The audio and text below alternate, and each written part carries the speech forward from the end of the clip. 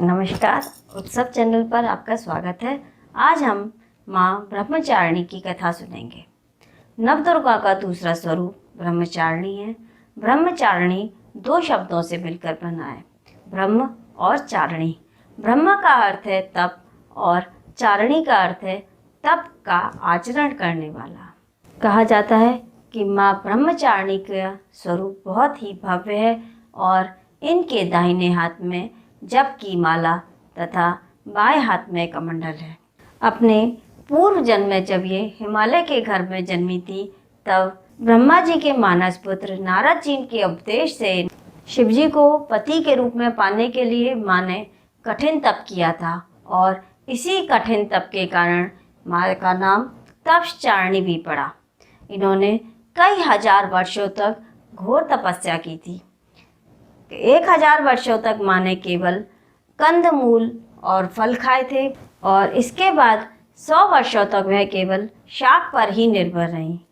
कुछ दिनों तक कठिन उपवास रखने के बाद माँ वर्षा और धूप के तेज को भी सहती रहीं और इसके बाद 1000 वर्षों तक माँ ने केवल पेड़ से गिरे हुए टूटे बेलपत्रों को ही खाकर भगवान शिव की तपस्या की और कुछ समय बाद उन्होंने केवल सूखे बेलपत्रों को खाकर भगवान शिव की कठोर तपस्या की और उसके बाद उन्होंने बेलपत्रों को भी खाना छोड़ दिया।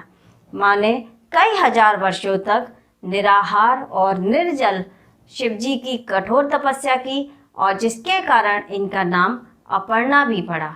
कई हजार वर्षों तक निराहार और निर्जल कठिन तपस्या के कारण माँ का शरीर एकदम क्षीण हो गया और उनकी इस दशा से उनकी माँ मैना बहुत दुखी हुई और उन्होंने कहा अब इस कठिन तप को विरत करो।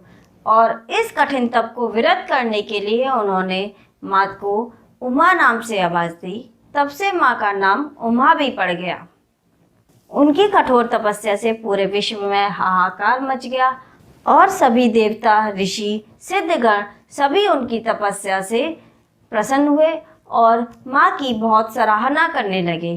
अंत में ब्रह्मा जी ने माँ को संबोधित करते हुए कहा कि तुम्हारी तपस्या पूर्ण हो गई है। इतनी कठिन तपस्या कोई नहीं कर सकता। इस कठिन तपस्या की उम्मीद सिर्फ आपसे ही की जा सकती थी, इसलिए आपकी मनोकामना शीघ्र ही पूरी होगी और शिव जी आपको पति के रूप में अवश्य मिलेंगे। अब आप घर लौट जाइए और अपनी तपस्या को विरत कीजिए। आपके पिता हिमालय राज आपको लेने के लिए आ रहे हैं। माँ दुर्गा का यह स्वरूप ब्रह्मचारिणी सभी भक्तों को अनंत फल देने वाला है। माँ ब्रह्मचारिणी की उपासना करने से मनुष्य में तप, त्याग, संयम, सदाचार और वैराग्य की भावना उत्पन्न होती है तथा मनुष्य कठिन से कठिन परिस्थिति में भी संघर्ष करता रहता है और वह अपने कर्तव्य से विचलित नहीं होता है। माँ ब्रह्मचारिणी की कृपा से उसे सर्वत्र सिद्धि और विजय की प्राप्ति ही होती है। और दूसरे दिन माँ के इसी स्वरूप की, ब्रह्मचारिणी स्वरूप की आराधना करी जाती है। तो मुझे उम्मीद है इस वीडियो से आपको कुछ जानकारी प्राप्त हुई होगी। अगर मेरी वीडियो से आपको थोड़ी सी भी जानकारी मिलती है तो प्लीज़ मेरी वीडियो को लाइक कीजिए और मेरे यूट्यूब चैनल को सब्सक्राइब कीजिए। साथ ही फेसबुक पेज को फॉलो कीजिए। तो इस वीडियो को देखने के लिए आपका बहुत बहुत धन्यवाद।